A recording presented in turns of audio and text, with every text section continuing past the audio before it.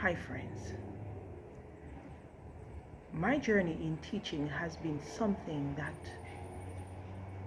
has been pretty much devastating.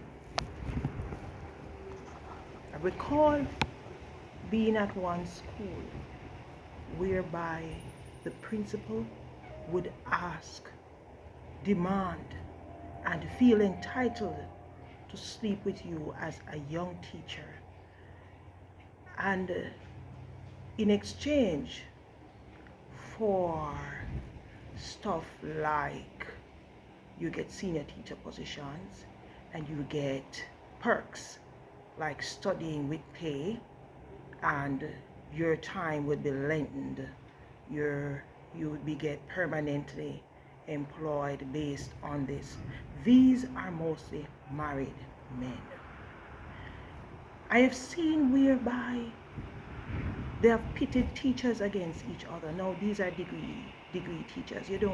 I don't feel, I don't believe that after spending time to be trained that you ought to be asked or demand to sleep with the employer in order to keep a job. I made this complaint to the supervisor, who told me that my attitude does not pay the bills.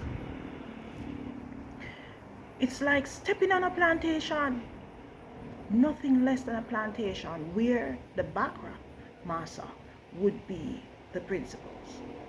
No, these are not principals that keeps their mouths. Neither do they, for instance, be even of impeccable character shady. Another school that I was employed at, the person that was sitting on the school board decided that he wanted to have, I'm attracting all these personalities, these dark personalities who are making demands on when you go to the school in order to secure your job, you have to give sexual favors. It would have gone to a level whereby we reach even into court, and the school stood by and allowed this man to have a psychological and mental warfare over my life, finding my home, going into my files, trying to tear me up, cut my clothes on the line because I had rented even a place just to be near to my job, and he cut all my clothes on the line, every underwear, every school clothes, all of my professional clothing was cut right in the crotch. I didn't see him do it, but these are the things that they do. As a single woman, you cannot take up a job whereby you are not protected. At that same school, there was this principal that about 7 boys, men, young men, that she would have taught, they raped her at the teacher's cottage. I asked her if she had contacted the ministry. They raped her at gunpoint, and nevertheless she was traumatized. And I remember every morning that the teacher, the principal, would come in, and she said that she is just reliving the horror of all these boys gun-butting her and doing all sorts of things to her. And she was not sent for counseling. Nobody came to address the situation. I asked what the Ministry of Education, this is in Jamaica, this was in Jamaica. I had asked, what is the Ministry of Education? How are they handling it? And she said they sent no one. I said, have you contacted them, because this crime happened at the at one of their location where the school is. And she said, nobody. So she's not seen, she's not valued, she's not worthy. She's just seen as another object to be cast aside. This has been a person that has spent over 25 years in the classroom. And for them, for the Ministry of Education not to be looking at schools where you have these predators in the form of principals that make your life a mental warfare, a psychological warfare, that it impacts how you even see them and even relate to yourself and your job. If you have ever had an experience like this, I'm sorry, and you don't deserve it. I believe that there are schools out there that have very good administrators who seek to uplift their teachers, who will stand up against any form of territorial violence from anybody, just to have a good teacher on staff. There is also, and there's also schools where you have one principal having wife, a sweetheart, and a baby mother, and all these women are on staff teaching. Do they think for one moment that students are not bright? That children don't see that these people are living a double life?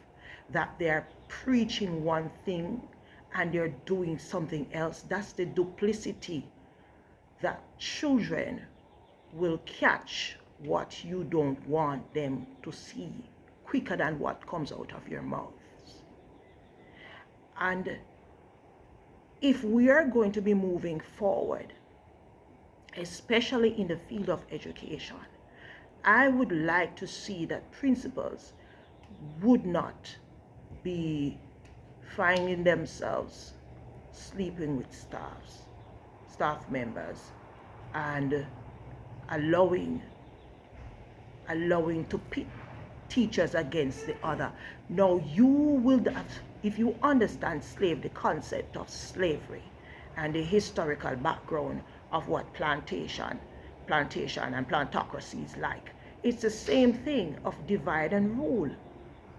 So you have the ones who are treated like the house slaves, and there are ones who are treated like the field slaves, and they have these little cliques, and they will target you for abuse, emotional violence and abuse in many ways, because you fail in a big way not to secure your job in that way. There are principals who will warn you, who will tell you that as long as you live, you will not work in a particular region.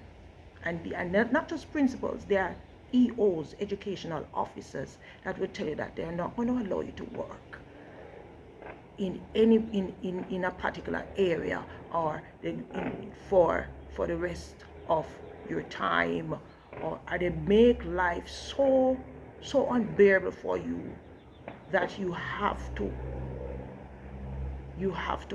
extricate yourself, separate yourself, in order to fight for your sanity. Because these are persons who have these toxic behaviors of manipulation and intimidation and domination. And I don't think that the Jamaicans are looking at how these dark energies operate. If we start looking at how many of these men and women too and board members, start taking a look, start go on a deeper scrutiny to find these bad eggs and take them out. They're not all what they want you to believe that they are. And many times when you call them out on the behavior, because they don't want to take accountability for the things that they're doing, they will label you as crazy. That's the art of manipulation. So they discredit you. When you're discredited, there's a syndicate of men, principals, who will stand by the abusers. The abusers will stand by another abuser. They're actually bullies. So it's as if you have not left the playground, you have not left high school. The bullies will back each other. They will team up, gang stalk. I've seen teachers being reduced to tears just because of dealing with certain dark energies that are in the classroom. We ought to be careful. We are not just bodies. We are spirits. We are spiritual entities. And many of us who are not aware of our shadow self and have not done deep introspection as to who we are as persons and how to be our better selves and higher selves, tend to function at a low vibrational energy. And we pass this on, and we make sure that people's lives are in turmoil, in chaos, and have been decimated just for the whole idea that they did not say yes. They placed a boundary on sexual favors, so they make your life unbearable torture. And the time has come.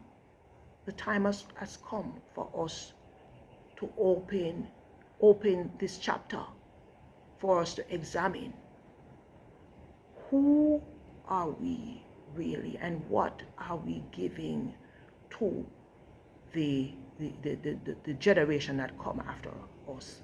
What is our legacy? How are we dealing with issues of mental illness? And the ones who have the mental illness, they know how to hide it. They know how to terrorize people until they are badly shaken, that they lose all of their mental faculties, and then they really laugh. I've seen them laugh at persons who are mentally shattered based on the things that they do, and I think that person would know what toxic energy is, and how the dark entities and the predators and the psychopaths and the sociopaths and the persons who are. So I think even being in the classroom, you have, just like how you have children who have undiagnosed mental and emotional issues, you have adults who have the same thing.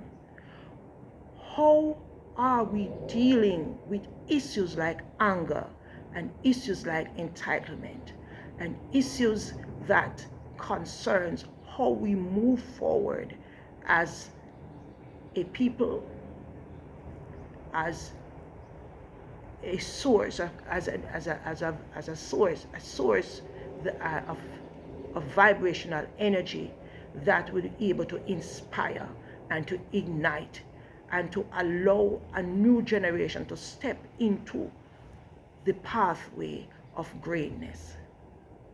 I thank you very much for listening. Be blessed.